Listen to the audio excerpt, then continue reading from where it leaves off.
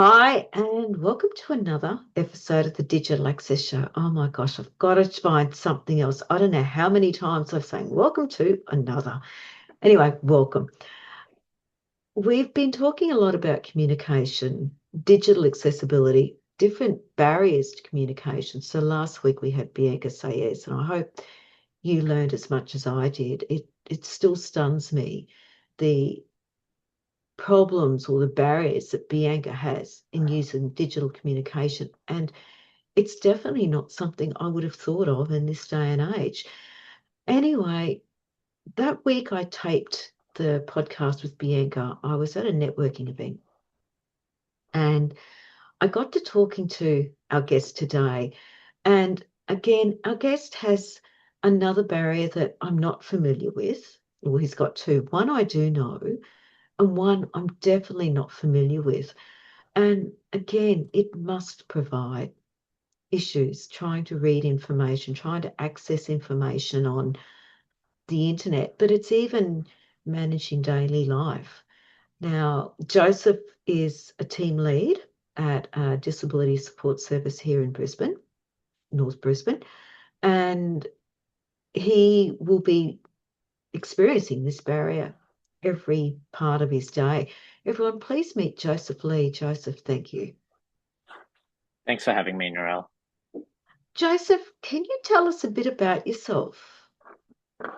Yeah, so as you touched on, myself, I am someone with a couple of disabilities in terms of learning disorders myself. So I have dyslexia, and part of that leading on is dysgraphia, which I'm very happy to discuss and kind of look at the Mm, barriers that I come past through daily life. But I try not to linger on that, and I do forget it at times because I'm very, very yeah. fortunate with the opportunities I have. I'm a regional officer with Heart Led Support, providing community supports as an NDIS provider.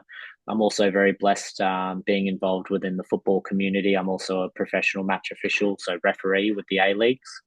So yeah, very, very lucky, and yeah, very father to a beautiful 1 year old daughter, and very, very happily married to my wife Lara. So yeah, very, very blessed in my opportunities and the life I'm able to live. Yeah, you've definitely got a full life. And, that's where I found it so interesting. I know a bit about dyslexia because one of the directors of DASAT has dyslexia. What's dysgraphia? So dysgraphia and how I found out about it myself when I was 16, turning 17, as we have in Queensland where I'm based. You have your grade 12 assessments that Mm, work towards kind of your ranking leading out of high school. And something that we found, I finished high school in the early 2000s. mm. I had to get retested around my dyslexia to clarify that I did have it, and part of that to help with my schooling. But from, I guess, I don't want to say neglect because it's a very strong word, but Mm. the lack of understanding and my own self regulation to understand how to work with my dyslexia led on to dysgraphia, which is an inability to express myself through written texts. So I'm very fortunate, I guess. Ah. I can talk underwater, but there's things in a general sense to how I've always understood it is between my ability to read and write. Is there something as it passes through so I can talk about it, I can tell you all day about a situation, but there's a barrier, and there's a, as in itself, a learning disability that restricts my capacity to be able to put it down on paper. So how does Yeah. that work in with dyslexia? From my understanding, dyslexia is a visual disability, a visual processing problem in reading. Yeah, so I think from, and this is hard because many years ago, going through and the comparison, I think from it, it just really my reservation to read and write, and actually the difficulties and barriers that I had from it kind of developed through there. I think a bit of Mm. my own unintentional negligence towards my own education and engaging in, I guess, your traditional schooling when it comes to reading and writing and the access to different information. Like it's very, very set way in the standards of education that's shown within Western society, particularly how we previously accessed it within Queensland schooling. Yeah, I know as a mum of a son with he's on the autistic spectrum, and I've got an ADHD son, that the schooling was big difficulty for them because it wasn't really set up to cater for their particular issues. I mean, we're talking back in the 90s and early 2000s for them as well. So you had the same problem. What type of barriers did you experience at school? Yeah, so to share, and well, I've never been ashamed of it, but just more Mm, something that I don't part to, like the level of my indication with, say, things like basic English and that as a subject at school. In my senior mm, grades, I required to actually attend, and I only speak English. I've tried to learn other mhm. languages. I know little bits and pieces, but I was very fortunate to go to Indooroopilly State High, which is an international Yep. school, Hmm. and the school to help me was able to allow me to access ESL because that was kind of the progress and Ah, level. So English as second language classes, yeah. and their faculty to help support me with passing my grade 12 English. Oh, So wow. yeah, that was something that I was very fortunate to. I don't know, having only attended that high school, if that Yeah. resource would have been available to me elsewhere. But yeah, that was kind of one of the barriers that I had to come through, and I was very fortunate to have that resource to help me and have that alternative approach to the English language and education at Mm. my disposal. Because when you think about it, from the time you start school, it's about learning letters and numbers and recognizing words and everything else. And that would have been a barrier all the way through for you. Yeah, correct. And even to this Yeah. day, like it's something Yeah. that, and I've never known any other way. But yeah, it's, and to share a bit, like I get pretty anxious if I know I have to sit through, and I'm very, very blessed with what I can do to serve my community. Mm. But part of that is understanding reports within the NDIS, being able to Ah, provide them, and yeah, being able to take the information out of it. And then, as mentioned, being able to pass on my own expertise and insight into how we can support those that we serve. that would be a huge barrier. And obviously, you're doing it successfully because you are a regional leader. In your everyday life, how does it affect you with your daughter? You're an A League ref. How does it affect you there? I think it's knowing myself and knowing how it Hmm. affects me. And thankfully, like football's a very visual game. Mm.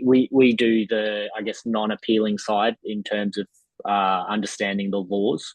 The Yeah. laws are obviously all written out, and for myself in that, and a little tidbit and nerdy fact around it is the laws at times are essentially written in French and translated to English.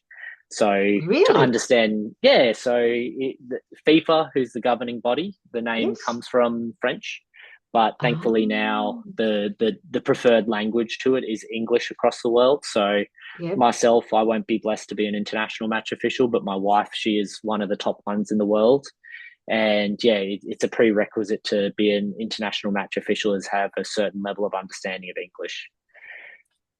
Oh my gosh. So it's translated from French into English. So there would be even translation issues there. Hmm. That's a heck of a barrier in doing what Yeah. you're doing as an A League ref. And then add to that, as you've said, managing NDIS reports and everything else. And some of them will be very, very convoluted. What, how do you get around it? I mean, even paying bills, you know, going and doing your shopping, your food shopping, things like this, because there'd be a certain amount of travel that you'd have to undertake as an A League ref as well. And in your work, there'd be a lot of travel. How do you manage? Yeah, I think, and I'm very lucky in my generation. I look and I believe my father, he has dyslexia as well. And, Hmm. it's a bit different when you come and, when I was young, we are coming out of having chalkboards and getting Yes. whiteboards.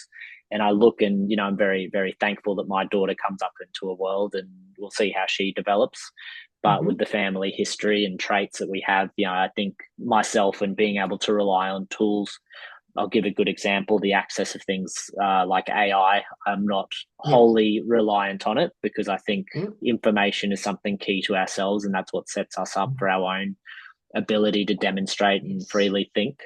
But having access to things like that can structure and do a lot of the grunt work, I guess, if you Hmm. put it, to report writing and do that. And then I'm able to actually tailor and take it out, and puts a lot less stress and emotional toll on myself to be able to go Hmm. through and rely on that, and also in that access, the struggles that I have with reading, having dictation devices, having Mhm. things that allow me to process it through my mind is, yeah, very, very fortunate. These were things that I didn't have when I entered into schooling.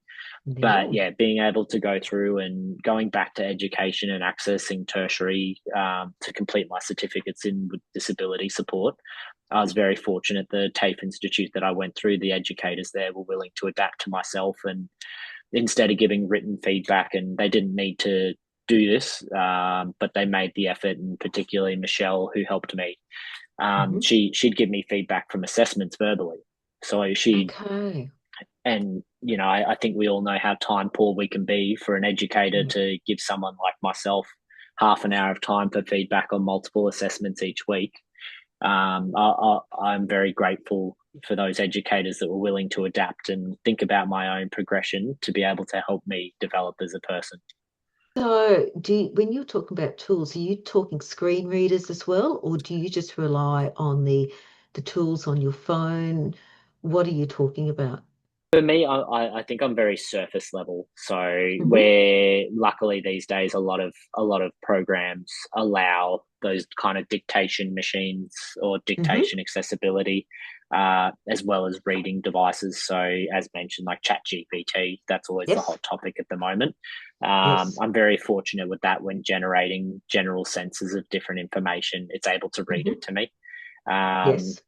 I've mentioned I struggle a bit with the angst around it. I wouldn't say outright Mm. anxiety, because I think the comparison there is not fair to people going through actual Mm. anxiety. But for myself, that reservation to sit down and read, thousand word reports and things like that, and Yeah. also when going through, the NDIS, having those reading programs to be able to sit down, digest it, go into that information is very, very important to helping myself. So you'd also be relying on having a very good memory as well. Uh, you'd hope so. I think that's one of the interesting things. I do my best, and I feel there's other things that I may have that I haven't taken the time to pursue, Mm. whether I do or don't, in terms of the say the autism or the ADHD Hmm. components.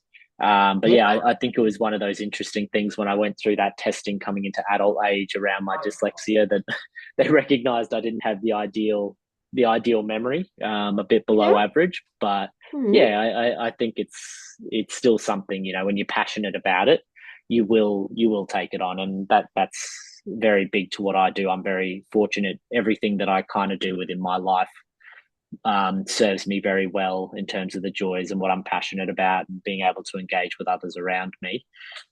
So for myself, it's not something too hard to motivate to make the effort Yeah. to memorize and understand around how I approach what I do. One of the things that we were very curious about is obviously for me, having a severe vision impairment, maps Hmm. are, yeah, I use voiceover all the time to get Yeah, myself anywhere. I link a tool with Google Maps and it speaks out where I've got to go and when I've got to turn and everything else. Because obviously you've got a driver's license. yeah. Um, how do you manage that area? Because again, you're looking at being able to understand where you've got to go, the signs. Obviously for me it's knowing which building's the right building. You've got the vision to be able to do that, but how do you manage? Uh, I think once again that accessibility. There's so Mm. many different tools that you get Mm. with navigation internally. For myself, we circle back to that memory point. Yeah. I am quite the nerd and very passionate about football or soccer. So geographically, the way I navigate, and the best example is if I don't understand where a suburb or a street or whatever it may be, Mm. I link it to the closest local soccer club and then work back from there.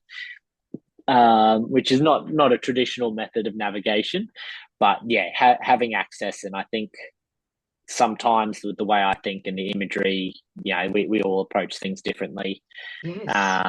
I think having in-car displays is so helpful, and I think for talking about the generational in terms of how we Mm. approach, and map navigation, trying to target and do that while moving is very difficult when you think for someone with a reading orientated disability. The thankfully, I guess the way the Refidex has gone and having that voiceover navigation or having that visual movement where it's not necessarily honing in on the specifics of words and things like that is a Yeah. bit more helpful these days. So it's a lot smoother, and I love my parents, but yeah, there was definitely a few arguments growing up over Refidexes, and the implementation of our dyslexia with that. Yeah, there must have been, yeah. And it's interesting. So we're both using the same tool to get around. I'm like you. I very reliable for you. You've got the visual as well. I Yeah. use the voiceover. And so the same tool, and obviously I'm on an iPhone, works for both of us. It doesn't, I don't think people realize just how one tool can be used by so many different people to to access things. Yeah, absolutely. I think that's a amazing observation because Mm, I think there's as we progress as a society, and we're very fortunate that we're very accepting, especially within Australia, that people will have different obstacles when it comes to disabilities or even their own lives with what they have. And I think maybe it's a bit of our ignorance within the country that we have, that a lot of these accessibility tools that are just kind of given to us, and I don't want to say taken for granted, because the quality of life it provides for us is incredible. But yeah, the fact that both you and I, with different challenges within our lives, can use the same tool, to be able to help us navigate through life is pretty incredible. yeah, it is. Yeah, I think one of the things that's really come out and just talking to you today is you're you're inquisitive, you're curious, and you've got that you appear to have a very calm personality, which is going to let you, with your curiosity, approach a problem in different ways to what other people would do it. Do you think that's helped you? Uh absolutely. Socially, it's always interesting because you get Mm, labeled, and in good mm, ways, as quirky or a different thinker, yeah. and I particularly get that at my workplace. Like I'm Mm, always ticking behind it. I think there's so much, yeah, and I'm a hyper competitive person as well. So I may okay. seem calm at times, but I definitely Mm, take losses very hard. yeah. Um, and yeah, I think having that different thinking, and I feel, because of my disability, I'll react differently to some other people when it comes to Mhm, different scenarios. As we mentioned, the struggles I need to overcome, I'll get pretty stressed when it comes to writing and reading big mm, reports and trying to put down what my thoughts are on paper. But that also, in turn, I look at how much it benefits me as well in different aspects. I'm very fortunate that I guess I have the gift of the gab, and I'm a very social being. I'm very lucky. My nature's very loving. I'm very keen to help others, and that helps drive my success a lot as well, which is really good. yeah, so Joseph, just when we're looking at digital accessibility and communication, you're using tools that are out there that everyone has access to do your work. You're not using any specialized tools. Yeah, not particularly, and that's I find they work for myself at the moment. But Mm, myself being a curious person, I think there's always room for improvement. yeah. It's I think that's the biggest thing, in being able to live your own life to the fullest extent. Some things may seem boring, especially when it comes down to my disability. Mm, Reading and writing is a pretty academic thing, yeah. but obviously things that we use probably within every hour of our day, in one capacity or another, through the medium that it is. But yeah, having that ability and having that technology, having that continued improvement, it's definitely something for myself. Is something I need to look into and be able to help me further what I want to do, whether it be personally, professionally, with the relationships around me. Having that, it's lucky that there's so many things on a surface level in terms of accessibility that's available, but then also it opens up that door to what else is there out there for the world. When you're listening to a document, say a letter or a PDF document, do you ever have problems with, reading order, things, jumping things? Are you aware of those things with dyslexia? Yeah, I think at my age now, it's a bit more prominent. There's definitely things, and I always take it back. I remember, and we talked to the when I was younger. I'm very lucky in the football community. I've been involved for 20 plus years since I was a young boy, and I still think it's hilarious. My father, luckily, pulling me up when I couldn't get the point to try and understand, and I misread the word shorts for skirts. So in my head, I was, why is the laws talking about skirts? We're not allowed to have skirts in the game. Yeah, And, I'm 13, 14, and my yeah, father having to pull me up and be like, no, it's shorts. But yeah, yeah, the SH and the T at the end obviously aligned between the two words in the lettering. yeah. But that's something that I look back now, and I always have a chuckle to that little anecdote between me and my father. Yeah, And these days, it's there's so many little things. If I don't have access to technology, I read things out loud. I reread things, especially with documents, PDFs, because I'm susceptible to those mistakes as part of the yeah, disability. Having that dictation helps, but for my own sense, technology is a beautiful tool, but it's not always there for us. no, And recognizing it helps me be a bit more aware about my challenges and how I can overcome. yeah. Is there any formatting tips that can make it better for you, like having 1.5 line spacing or types of fonts? Is there anything that makes it better or makes it worse? I think this is a really cool thing, and to anyone that may have any difficulties with learning or reading Mm. or anything for that matter in life, is check it out and research it. There's a Yeah. couple of different things, and I forget the name. There's actually a type font that Yes. helps in terms of the way my mind and other people with dyslexia think. Mm. So there's a specific type font. There's also, and I believe it was in Japan, they came through yellow paper. I think there was a bit of Mm-hmm. research around that, and continuously you'll even find some schools allow, and it's a transparent yellow strip to help with Yeah. following and being able to process in terms of how the use of our eyes work for the actual reading process. So there's a couple of different things, and even like what you've mentioned, spacing it out a bit more. Yep. Um, it's one of those things, and I'll try to describe it the best I can. But what I Mm. experience when I look at a page full of 500 words is I Mm. don't know where to start. We all know how, as a lot of us, especially within the Western world, think. It's a tangent linear Yes. line that we kind of follow regardless of what the activity is. But for Mm. myself, like, that becomes overwhelming when I look at that. Mm. Whereas, I not to break it down and not to kind of poke fun at myself too much, but I look, and I'm very fortunate sitting down and reading books with my young daughter. Mm. The bigger words, the open space is far more appealing. And, if you gave me a book that was 10,000 pages long with the same word count as something that was 200 pages long, I'd Yeah. probably find it a lot more appealing and approachable task. Yeah. So really what you're saying is wider spacing, smaller paragraphs, 3 or 4 sentences. Don't have big chunky paragraphs. What about bullet lists and that type of formatting? Does that make a difference? Yeah, absolutely. I think, and that's someone for myself. I work on that very commonly. So you Mm. probably, and my work colleagues can probably share. I love a good 1, 2, 3, or the bullet points, Yeah. or summarizing points. Mm. It's very, very helpful to myself when I'm taking information.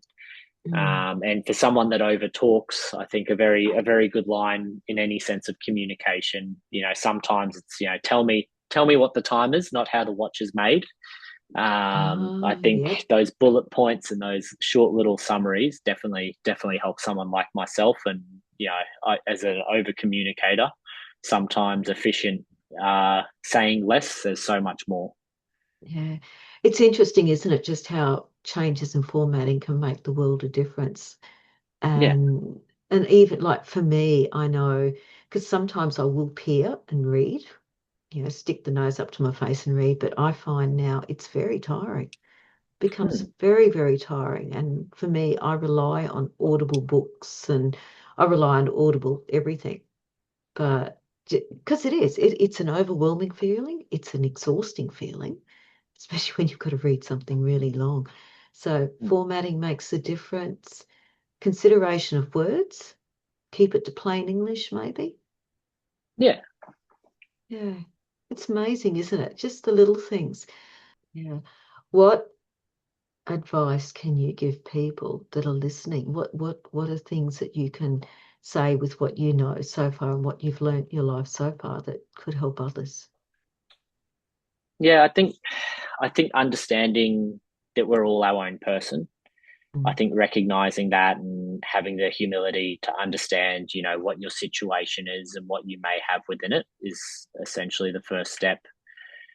Obviously, being kind to yourself because Mm. that's we're always going to be hardest on ourselves and we're all going to have challenges and that's the same thing. We don't know what other challenges people have, but that's the first step to being able to understand how you can then approach and circling back metaphorically being able to approach that journey or path we need to take and how to navigate where we want to go and what we want to achieve. If you can understand yourself and be kind to yourself, I think that's essentially halfway to the majority of the way of where you want to be within the world that you have around you.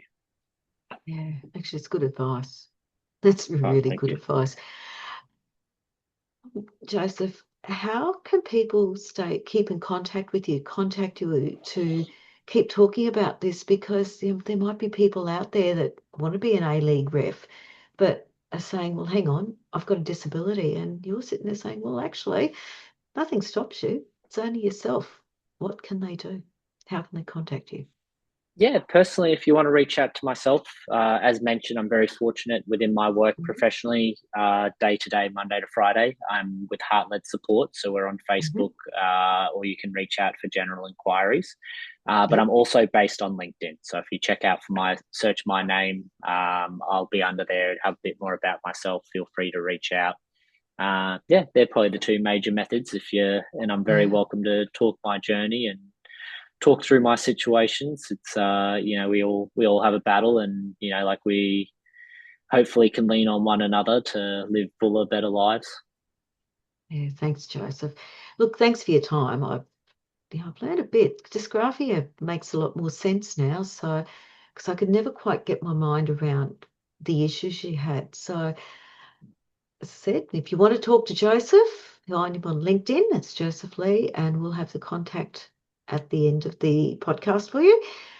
If you like what we do, please like, share, subscribe, review. I love feedback, good, bad, ugly. I really love it. And we'll see you next week on the Digital Access Show. Have a good week.